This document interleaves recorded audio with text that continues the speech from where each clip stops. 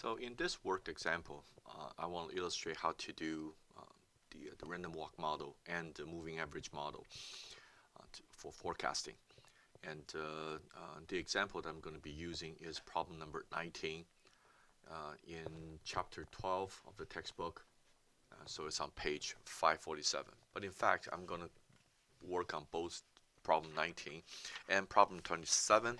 So problem 27 is on page 551.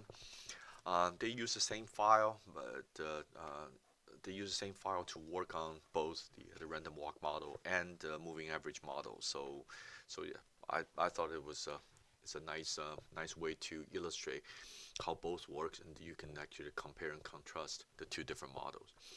So this is so if you pull up the files, P12 underscore 19, and it shows the Dow Jones Industrial Average from April 19th of year 2016 all the way to April 18th of 2018. Okay, so the random walk model is most commonly applied to stock price, where it all started out with a famous book by the name of Random Walk Down Wall Street. You probably have heard of or read this book. And a lot of people will argue that the stock price movement really resembles the random walk model. So there's a lot of random component to it.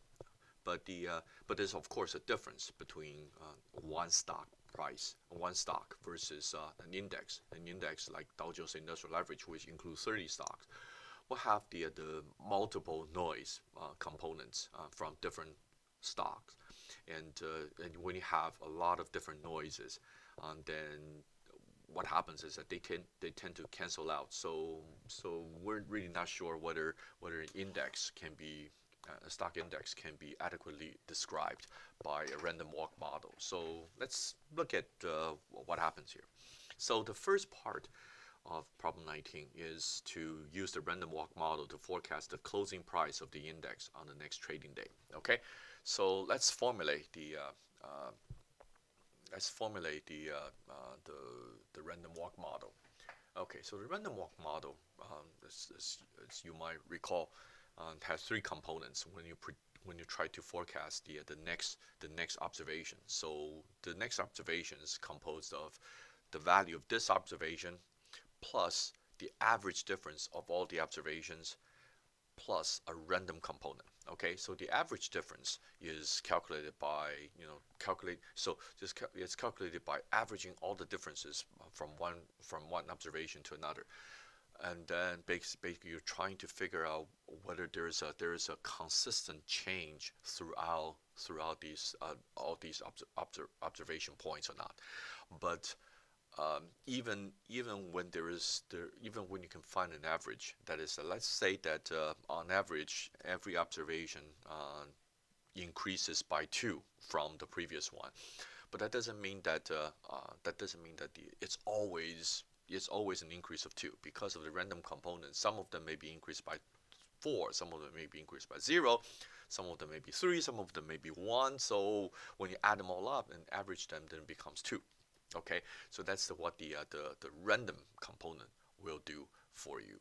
Okay, so let's see that if we can use the random walk model. Basically, random walk model is basically to predict the next one by using the average difference, and of course the residual, which is the observation minus this fitted value, is the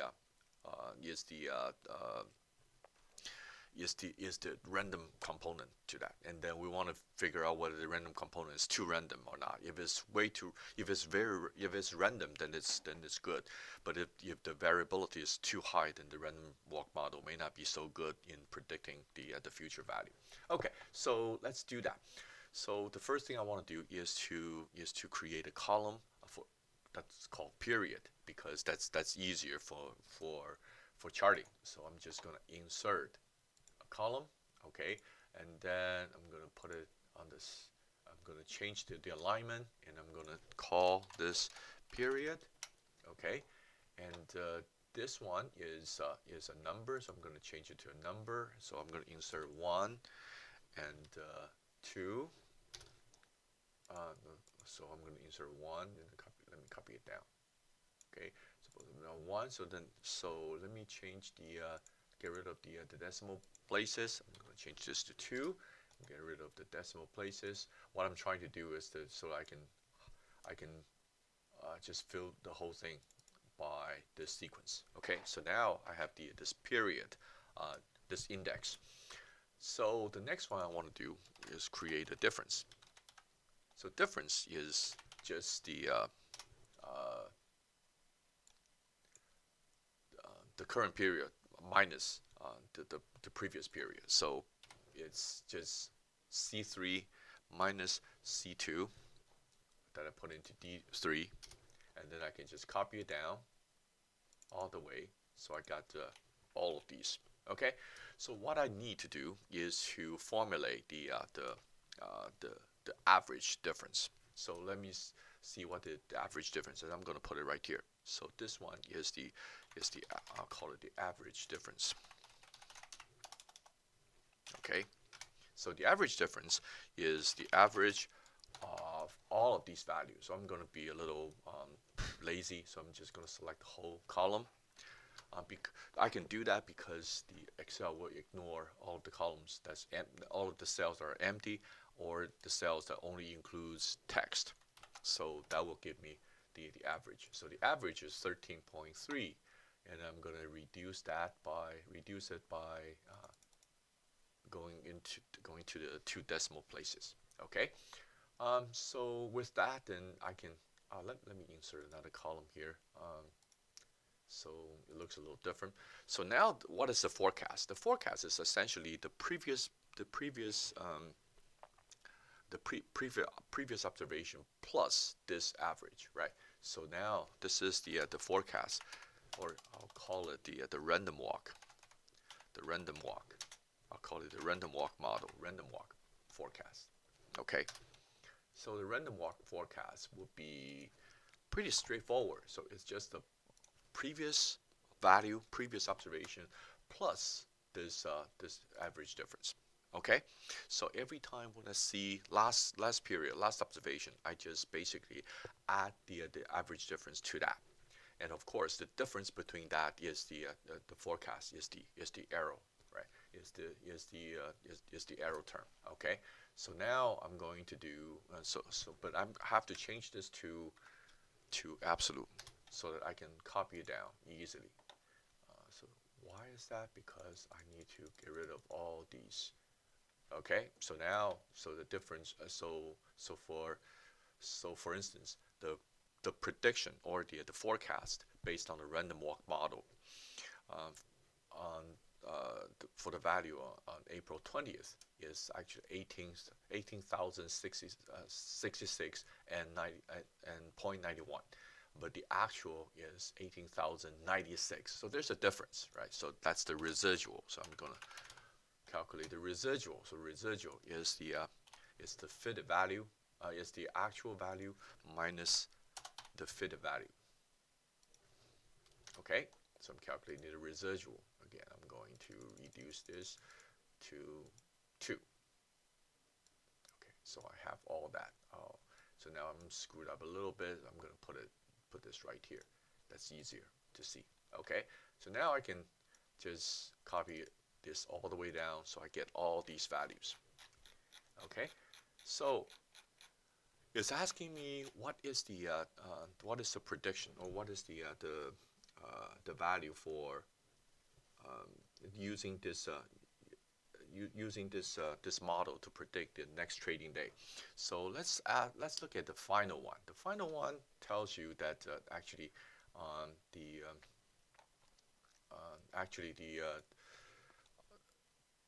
the prediction is 24,799. Okay, but the actual one is 24,748. So so it's actually underestimated by 51 points. But if you look at all of these residuals, right? So they're actually pretty large. So it doesn't really look like a very good model for forecast. So if we if we draw it out, that may actually show a different thing. But the residual, we would expect that the residual will look more random. So let's see what the residual will be like. So let's plot this residual. So I'm going to highlight this part, the periods, and I'm going to highlight the residual. Okay, and I'm going to draw. Actually, I don't really need to highlight the period, because if I only that's okay. I should have done that. But let's just highlight the residual and see what happens. Okay, so I'm going to highlight the residual, and then I'm going to do an insert and a line chart like this.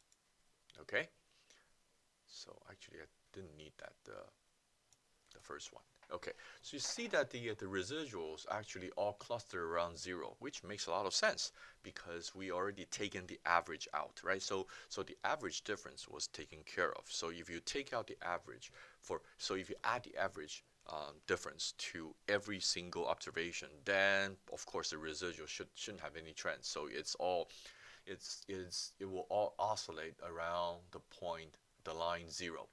But you see that some of them are really large, some of them are really small. Most of them are pretty small, but some of them are really large. That tells you that on average the prediction is probably okay. But if you really want to say that, from today I want to know what next day's value is, then is that something that I can use? Probably not. And also in the problem in the part B of the problem, would it be wise to use the random walk model to forecast the closing price of the index for a trading day approximately 1 month away? Well, because every time when you use this random walk model, you only add one average difference, right, to the next day, then it's okay. But if you just only use this to predict the next 30 days, 30 days ahead, then basically what you're doing is that you use, let's say, today's, and then you add 30 times of the average difference to that, and to say that will be the price of the stop price of the 30 days ahead. But you're actually multiplying all of the residuals doing that. So when you use the random walk model, it's probably good that you can, it's probably okay to use that for the next day. But for say 30 days ahead, that's just not a very good model to use. Let me actually, we can easily show why that is. So if I produce a standard deviation, so for instance, if I use a standard deviation of the residual, okay, so what would you see? Well, I see that it's 159. Wow, that's almost like 12 times of the average, right? So the average is 13, and the standard deviation is 16. So actually, this 160. So the standard deviation is like 12 times of the average. Then it tells you that the average is really not that good because the variability is really large, right?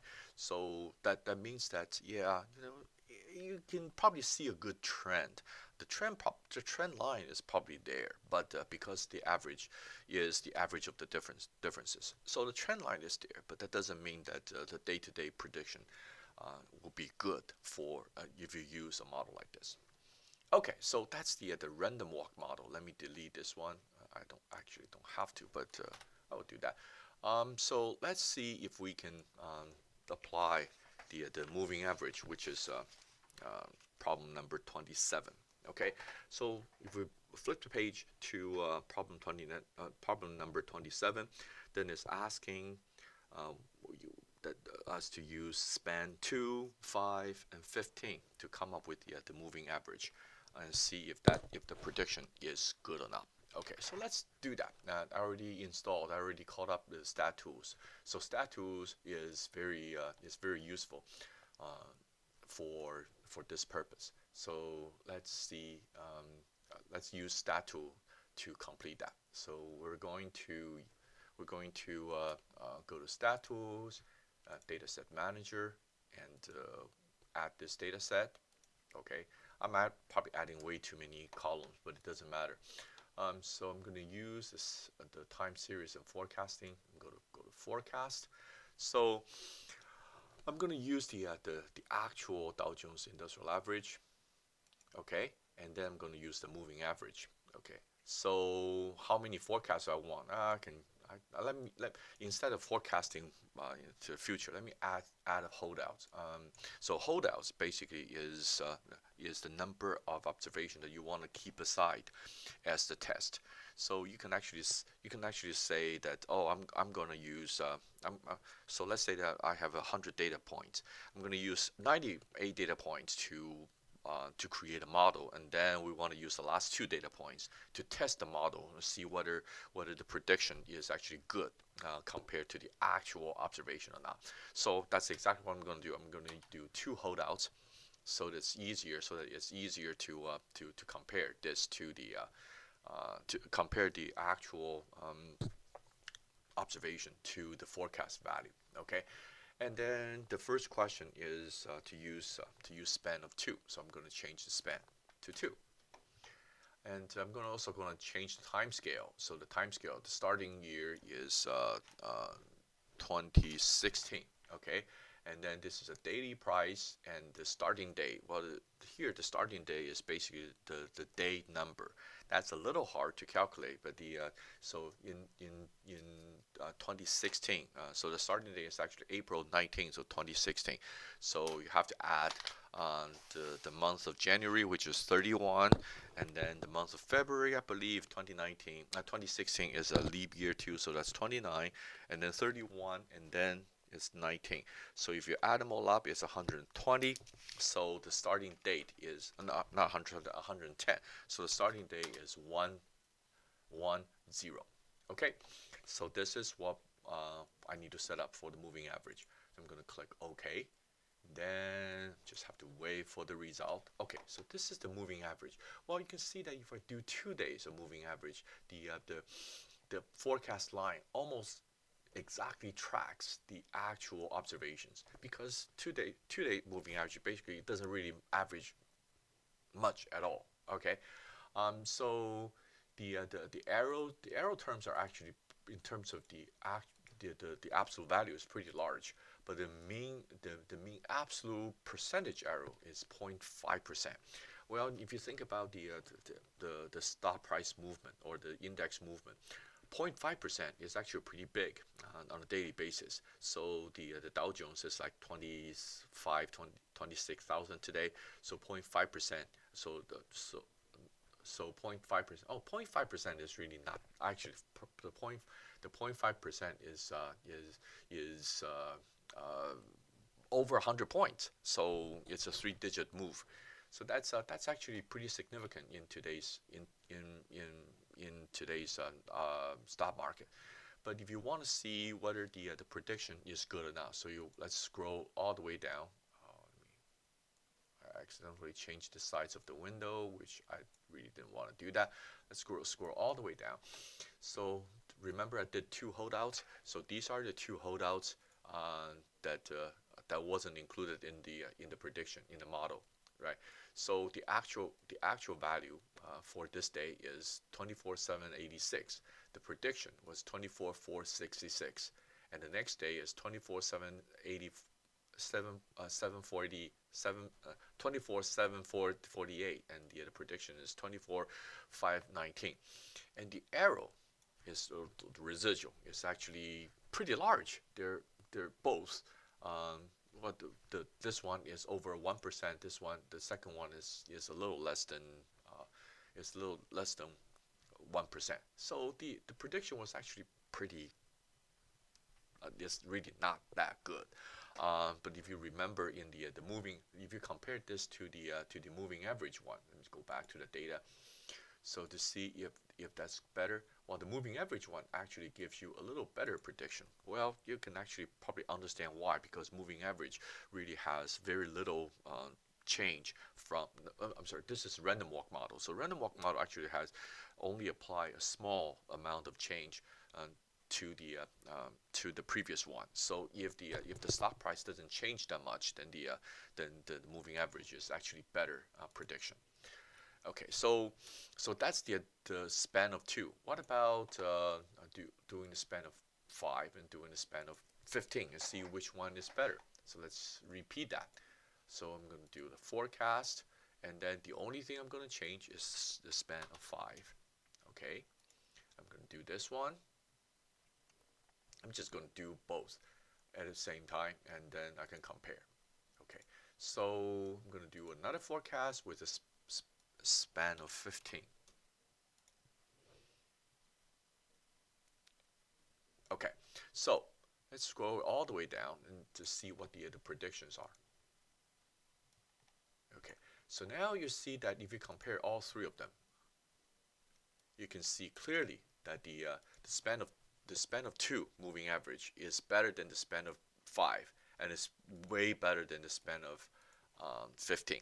So why is that? Well, if you have if you include more days in the moving average, then basically you're smoothing things out, but also it exhibits less of the daily movement, right? So if you use a span of 2, it captures most of the daily movement, but but still you got smoothed out with the previous one, as opposed to a random walk model. When you use a random walk model, basically you just add the difference, the average difference to the previous one. So the random walk model in a way is a moving average model of span of 1.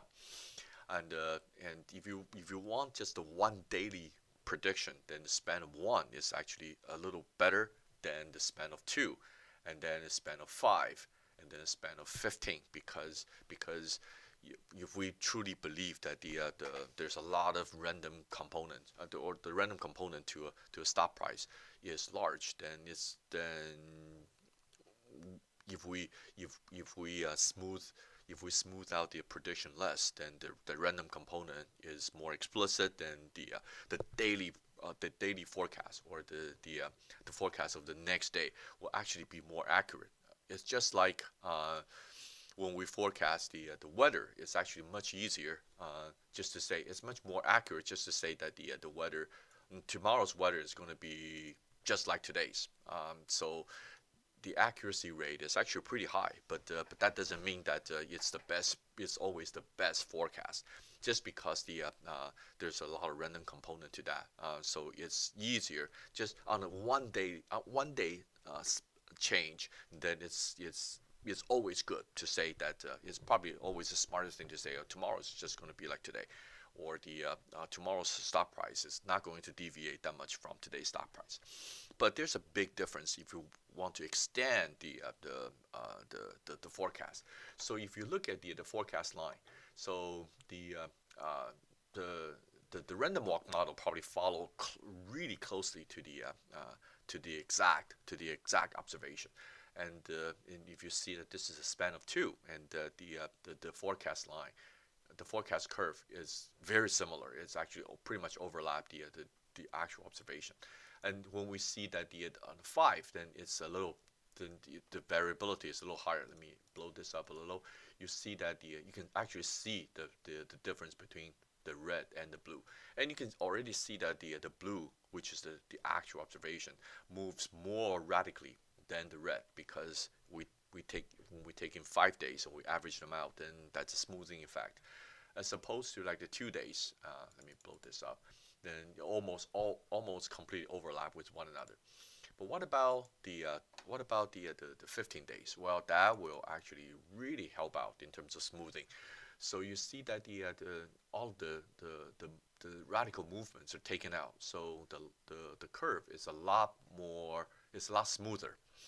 So when you use a smoother curve and then you try to extend outward, then it's probably better, because you already take out the random component. So the day-to-day randomness is not taken into account. So you will think that most of the trend and then the seasonality will be captured, but not the random part of it. So if you want to forecast further out, then a smoother forecast is probably better. But if you want to just predict the next day, then a more radical or a more random or an inclusion of a more of a random component based on what the previous day is, or even the previous day plus the prior day. That's probably better. So in so the what we learn from these two examples is that if you only want to know what tomorrow is, or if you want to know what the next period is, probably the good starting point is just the previous day. Okay, so it's especially if this data series have a lot of randomness in it. But if you want to know more of a future, let's say 30 days out, 200 days out, then a smooth forecast is probably a better way to go.